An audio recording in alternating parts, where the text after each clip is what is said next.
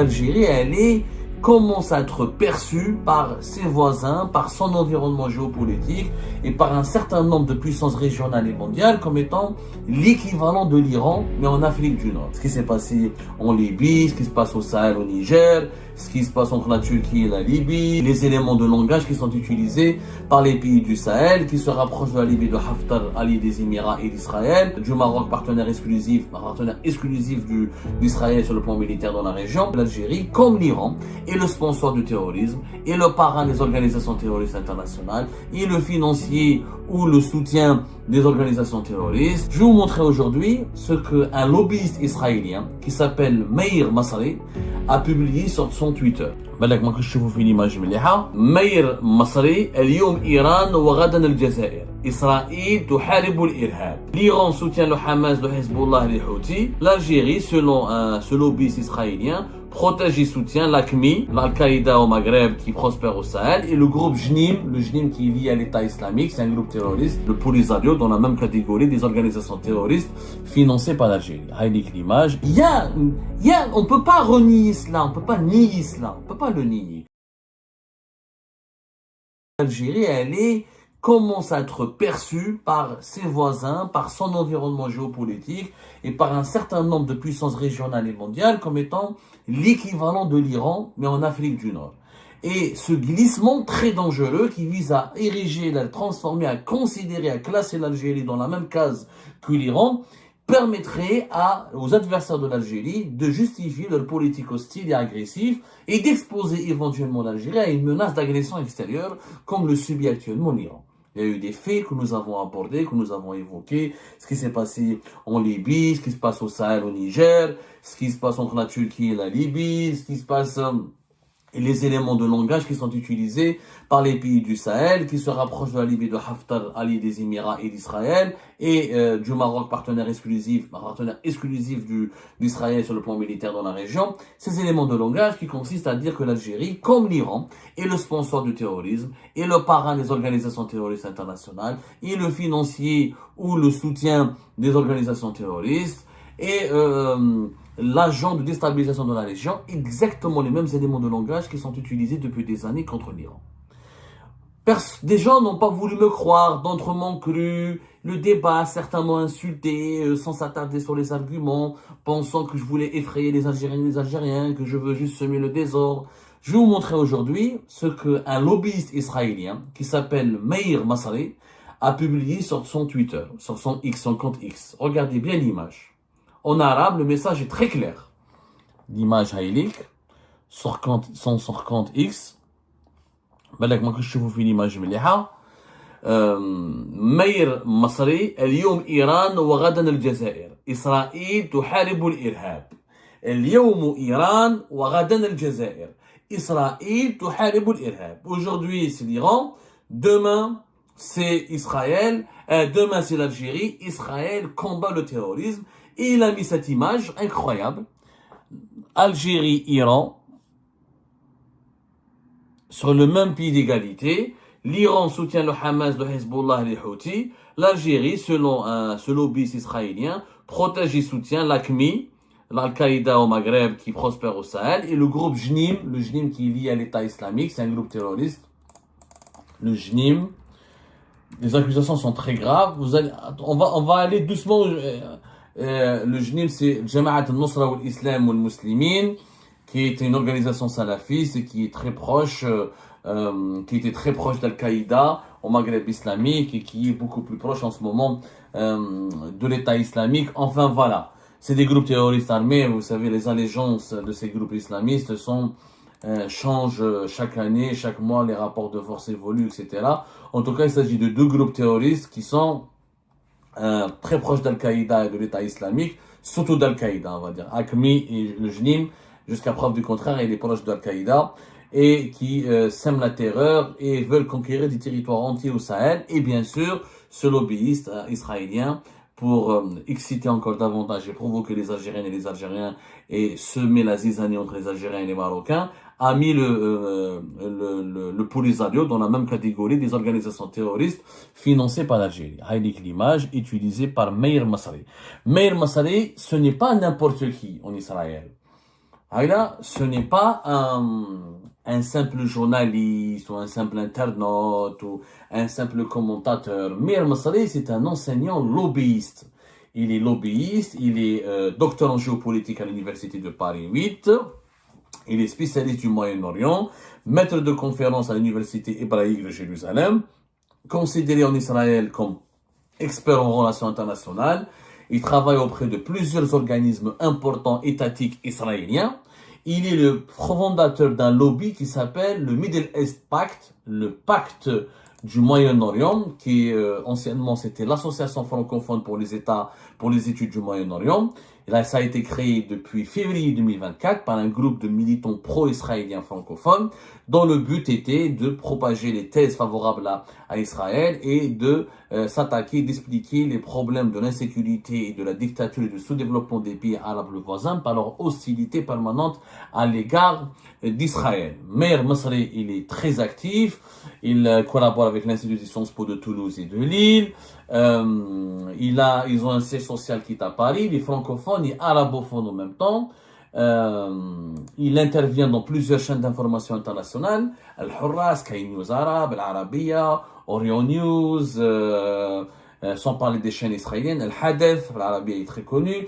Il a des livres, il est auteur de plusieurs ouvrages, d'une dizaine d'ouvrages. Il est très influent, c'est un chercheur, c'est un lobbyiste très très influent. Franchement, il travaille encore une fois comme consultant, il a conseillé plusieurs organismes israéliens, dont certains organismes sont des organismes sécuritaires, voire paramilitaires. Donc, Meir Masri qui publie ça, qui reprend exactement, subhanallah, nous on a tiré la sonnette d'alarme hier, et lui il reprend exactement la thèse que nous avons exposée dans notre émission, que nous avons déplorée. C'est que il y a un plan idéologique, politique, géopolitique, diplomatique et médiatique qui consiste à faire croire à l'opinion publique internationale que l'Algérie, c'est l'équivalent de l'Iran. Que l'Algérie, comme l'Iran, entretient une proximité inquiétante, troublante avec des organisations terroristes armées au Sahel. C'est dangereux. Pourquoi c'est dangereux? Cela démontre encore une fois qu'il y a un axe, qu'il y a un nouvel ordre régional qui se construit, que Israël et ses alliés, leur objectif est d'éliminer le régime iranien, et qu'après avoir décapité le Hamas et le Hezbollah, ils vont s'attaquer au régime iranien, ensuite ils vont éliminer les Houthis, avec la participation des Émiratis, des pays du Golfe et de l'Égypte et de la Jordanie, et de la Syrie aujourd'hui, qui est un peu de Syrie de Bachar al-Assad, elle est pro-turque, qui est très proche des pays monarchiques du Golfe. Israël donc va pacifier tout le Moyen-Orient, il n'y aura plus aucun régime hostile à Israël, et après le Moyen-Orient, les alliés d'Israël en Afrique du Nord, Maréchal Haftar, vont avancer pour conquérir le pouvoir, le Maroc, partenaire militaire d'Israël, et ensuite le Sahel, où les États du Sahel sont en train de nouer des alliances importantes avec le Maroc à l'ouest et le Maréchal Haftar à l'est, et même la Turquie qui était anti-Maréchal Haftar est devenue favorable au Maréchal Haftar. On a parlé de ce qui s'est passé le 4 avril 2025, quand le fils de Maréchal Haftar a été accueilli royalement à Ankara, où des contrats militaires et des coopérations militaires a été actés et signés et conclus. Des contrats et des accords ont été conclus entre Maréchal Haftar et la Turquie. Donc la Turquie, que je rappelle, le double jeu de la Turquie, membre de l'Alliance, membre de l'OTAN, relations diplomatiques importantes et commerciales et économiques importantes avec Israël et les pays alliés d'Israël, mais elle essaie de nous faire croire qu'elle est une politique anti-israélienne. C'est ce double jeu, comme le double jeu du Qatar, qui est une plateforme, un carrefour de négociation importante entre Israël et ses alliés et leurs adversaires, mais du discours officiel, il nous fait croire que c'est un pays antisioniste. Le seul pays antisioniste, volontairement antisioniste, violemment antisioniste, c'est l'Algérie, qui utilise l'antisionisme comme une base, comme un pilier idéologique pour justifier l'existence du régime et pour gérer les affaires internes du pays. Vous allez me dire que ce tweet est une provocation fortuite? Pas du tout. C'est un acte, pas un acte d'hostilité débile, c'est une préparation, c'est un endoctrinement de l'opinion publique, c'est une exploration des profondeurs de la géopolitique internationale pour préparer le terrain effectivement à un plan consistant à considérer l'Algérie comme un obstacle à la paix et à la stabilité dans la région, comme exactement l'Iran. L'objectif de ce plan est de recréer, semer la zizanie entre l'Algérie et tous ses voisins, et de encercler l'Algérie par des États et des pays qui lui sont hostiles, puisque ces pays-là seront endoctrinés et convaincus malheureusement que l'Algérie, leur adversaire, est une menace contre leur stabilité et leur sécurité nationale. Voilà ce plan. Ce que je disais hier dans mon émission est illustré parfaitement par ce tweet de Meir Masari, du lobbyiste israélien Meir Masari. Maintenant, bien sûr, la propagande ou le plan secret d'Israël et de ses alliés, le plan hégémonique que veulent mettre en place Israël et ses alliés dans la région, n'est pas la seule explication, n'est pas la seule source des déboires de l'Algérie avec ses voisins, des déboires géopolitiques. Les dirigeants algériens, qui effectivement ont commis de graves maladresses. Ils facilitent la mise en œuvre de ce plan machiavélique qui affaiblira, qui menace la sécurité nationale et la stabilité de l'Algérie, puisque l'Algérie, le régime actuel, le régime Tebboune, a tout fait pour construire des relations extrêmement envenimées, violentes, malsaines et inamicales avec nos voisins les plus importants, qui sont le Niger et le Mali, les États du Sahel avec le Burkina Faso, avec la plus grande partie des factions libyennes qui est la plus soutenue par les puissances mondiales qui est le maréchal Haftar, avec le Maroc voisin, et d'autres sensibilités, d'autres factions politiques dans la région qui sont devenues très hostiles aux autorités algériennes et à l'Algérie, puisque les autorités algériennes ont fait le choix de s'allier avec d'autres groupes très dangereux ou qui sont ou de miser sur des mouvements politiques ou des entités politiques qui n'ont pas un avenir prometteur, comme les groupes séparatistes Touareg ou comme certains mouvements islamistes en Libye, ou comme certains leaders politiques en Libye qui manquent d'épaisseur et de popularité et de légitimité. Le problème, il est là. C'est qu'effectivement, il y a une très mauvaise orientation de la part des autorités algériennes actuelles. Il y a un très mauvais positionnement, il y a eu des maladresses et des bêtises, mais il y a un plan qui consiste à construire un nouvel ordre régional qui va de Rabat jusqu'à Téhéran. Et dans ce nouvel ordre régional, il n'y aura plus de place pour des régimes nationalistes, pana-arabes, qui utilisent le discours archaïque et idéologique des années 70 et qui pratiquent un antisionisme maladif. Donc, on peut pas renier cela, on peut pas nier cela, on peut pas le nier. Les Algériennes et les Algériens pensent que leur patriotisme, que l'amour de la patrie suffit. Oui, les Soudanais aussi aimaient leur pays. Est-ce que l'amour des Soudanais a empêché que leur pays se divise en deux en 2011, avec un Soudan du Nord et un Soudan du Sud?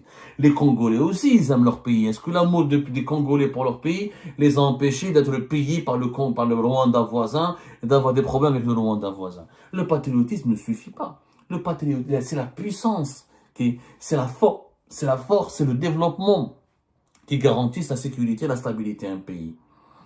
Ce n'est pas le patriotisme n'est qu'un slogan. Tout le monde est patriote. Est-ce qu'il y a un pays où il n'y a pas de patriotisme? Quand je vois les Algériens, ils pensent que c'est pas avec moi tout est vivre en Algérie qui vont protéger le pays. C'est avec un développement local, avec une justice sociale, avec une démocratie locale, avec une industrie locale, avec une économie puissante localement, qui nous permettra de financer notre sécurité nationale et qui nous permettra, et avec tous ces acquis-là, nous manquons de cohésion. Nous manquons de cohésion. Vous n'allez peut-être pas, ils ne sont pas informés les Algériens, faute de liberté de la presse et d'une presse libre et professionnelle. Allez voir les activités du MAC, du mouvement pour l'autodétermination de la Kabylie, qui est très active, qui est accueilli par de nombreux politiques étrangers, notamment ici en France. On en parlera dans une émission à part. Il y a un danger contre la sécurité nationale. Mais ce danger est appuyé d'abord par la mauvaise gouvernance, par la désunion provoquée par une politique arbitraire de clochardisation des élites de la société civile et de persécution des voix intellectuelles les plus sages et les plus sensées du pays. Et malheureusement, ça fragilise le pays, ça expose l'Algérie aux menaces de certains lobbies qui travaillent pour un nouvel ordre régional qui sera totalement favorable à Israël et à ses alliés. C'est la conjugaison d'une fragilité locale, d'une faiblesse locale, d'un manque, d'une incohésion locale de l'Algérie avec ce plan, avec ces avancées de ces lobbies étrangers qui pourraient mettre l'Algérie dans une situation extrêmement périlleuse. Le danger, il est sérieux. La réponse ne sera pas avec des slogans ou des insultes ou des injures. La réponse doit avoir lieu avec des politiques de réforme, avec le renforcement du Rassemblement national, de l'unité nationale, la fin de la persécution de la société civile, le renforcement des liens entre les Algériennes et les Algériens et la marche rapide vers le développement pour assurer notre place sur la scène internationale, qu'on puisse être bien développé, autosuffisant dans des domaines clés et stratégiques pour qu'on puisse ensuite se protéger contre les menaces extérieures. Ça, on ne le fait pas. On est en train de sacrifier notre pays et de se fragiliser davantage de jour en jour et pour se transformer en une cible facile, en une proie facile de certaines puissances étrangères qui convoitent les richesses de l'Algérie et ses Je atouts. vous remercie, comme d'habitude, pour avoir suivi la vidéo jusqu'à la fin. N'oubliez pas de nous laisser vos commentaires, vos réactions autour du sujet et de vous abonner à la chaîne si vous n'êtes pas encore abonné. Je tiens à vous remercier aussi pour votre soutien à notre chaîne, pour vos encouragements, pour vos commentaires aussi nombreux et diversifiés. Je tiens aussi à remercier nos abonnés et les personnes qui nous suivent régulièrement. Sans vous, ça n'aurait pas été possible. Donc voilà, merci encore une fois et à la prochaine dans une nouvelle vidéo.